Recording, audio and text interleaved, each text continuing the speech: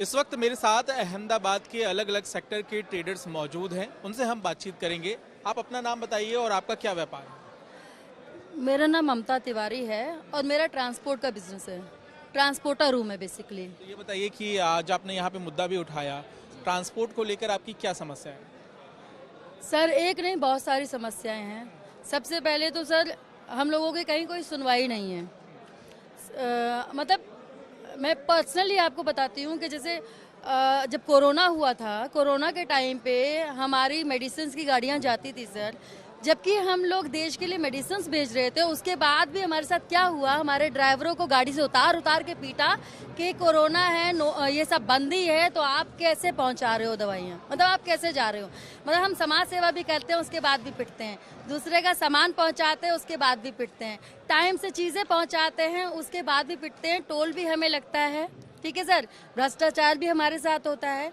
जहाँ मन करता है पुलिस वाले मतलब वसूली करते हैं, ठीक है, मारपीट करते हैं। और मतलब ऐसा लगता है कि हम तो फ्री में हैं, हमारा तो कोई माई बाप नहीं है। जिसका मन करता है वो आके पीट ले। इसमें क्या है ना, आप बताइए कि आप किस सेक्टर से हैं, आपका क्या व्यापार है, आप क्या मुद्दे उठाने यहाँ पर पहुँचे हुए हैं? जी बेसिकली मैं इवन सेम ममता जी की तरह ट्रांसपोर्ट का ही है मेरा भी व्यापार। और ट्रांसपोर्ट का व्यापार में जिस तरह से सबसे जो बड़ी दिक्कत है वो है डीजल के प्राइसेस की, जिसमें कि कभी 90 रुपये हो जाता है, कभी 95 हो जाता है, और कभी 105 रुपये हो जाता है। इवन कई जगहों पे तो 110 रुपये तक भी गया है। तो जो डीजल के प्राइसेस अप एंड डाउन होते हैं, उससे बहुत सारे जो हमारे कस्टमर्स हैं, मैन्युफैक्चरर्स हैं, उनसे हम रेट फिक्स नहीं कर पाते और हमें घाटा होता है एंड ऑफ द डे। दूसरी चीज़ कि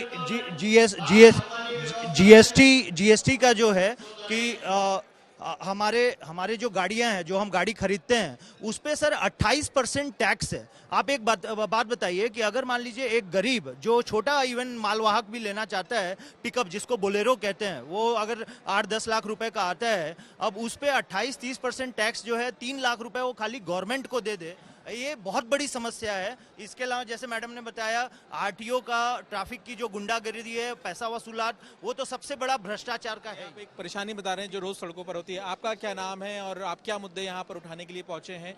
जो संवाद हुआ उससे कितना आप संतुष्ट हैं? I am Himanshu Thakkar. I live in this area for last 15 years. I observe that merchants, जो व्यापारी लोग हैं यहाँ गुजरात के, अहमदाबाद के, वो बहुत बड़ी संख्या में यहाँ उपस्थित रहे। कोई स्टेट का सीएम अगर यहाँ आ रहा है डायरेक्ट व्यापारियों के साथ संवाद करने, ऐसा बहुत रेयर होता है।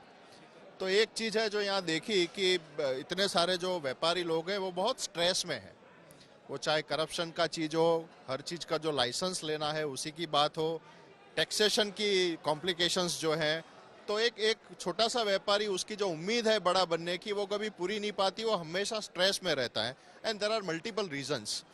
तो लोगों को बहुत उम्मीद है यहाँ गुजरात में कि एक परिवर्तन आएगा और ये व्यापारियों को एक खुशहाल जीवन मिलेगा। चलिए, तो यहाँ पे उम्मीद जता रहे हैं।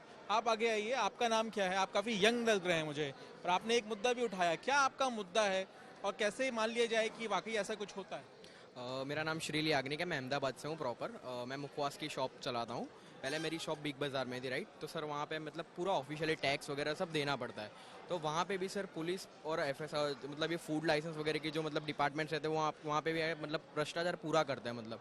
और जो अनऑफिशियल जो रोड पे गवर्नमेंट रोड्स वगैरह रहते हैं, वहाँ पे जो लारी गल्ला मतलब वो लोग अलाउ करते हैं पैसे लेके, उन लोग को भी सर परेशान तो करते ही है। पर मेरा मानना ऐसा है कि अगर वो लोग वो गवर्नमेंट की जो लैंड है उसको ऑफिशियली देने का रेंट पे चालू कर दे, तो भी अपनी जीडीपी भी प्लस हो जाएगी और अपना डेब्ट भी बढ़ जाएगा गुजरात का। तो मेरा सोचना ऐसा है। यहाँ पर इन्होंने भी एक मुद्दा उठाया था और जो लोग हैं उनसे भी हम बातचीत करते हैं। आप किस मुद्दे को लेकर यहाँ पे पहुंचे हुए हैं? आप क्या अपनी बात रखना चाहते हैं? आप क्या करते हैं वहाँ, देख के बताइए। मेरा फूल, पूजा पा, अगरबत्ती ऐसा व्यापार है मेरा। अच्छा। और मैं अहमदाबाद में ईसनपुर में ये काम करता हूँ। अच्छा, मेरा कहने का ऐसा है कि हमारे छोटे छोटे जो व्यापारी होते हैं, छोटे जो लारी गल्ला वाले जो ऐसे व्यापार करते हैं, छोटे वाले, उनको ये आसानी से मोबाइल के थ्रू लोन देते हैं, जो 10,000, 20,000, 25,000 कौन देता है ये लोन? लाख। ये जो फाइनेंस बैंक चलाते हैं, लीगल तरीके से देते हैं ना? हाँ, लीगल तरीके से देते हैं। मगर ये जो लोन देते हैं ना, उसमें कभी कभार हमारे व्यापारी का व्यापार नहीं हुआ, वगैरह नहीं हुआ, तो कभी कभार एक आध हफ्ता बाउंस भी होता है। तो इसमें ये लोग क्या करते हैं कि एक बार अगर हफ्ता बाउंस हुआ तो उसका एक पेनल्टी लेते हैं। वो समझ में आता है कि पेनल्टी और हफ्ता चुकाने का आता है, मगर वो हफ्ता उसने उस तारीख को नहीं भरा तो 1 महीने के अंदर ये छोटे फाइनेंस वाले 1 महीने के अंदर 3-4 बार उसको ECS रीचेक के नाम पे 3-4 बार चेक डालते हैं।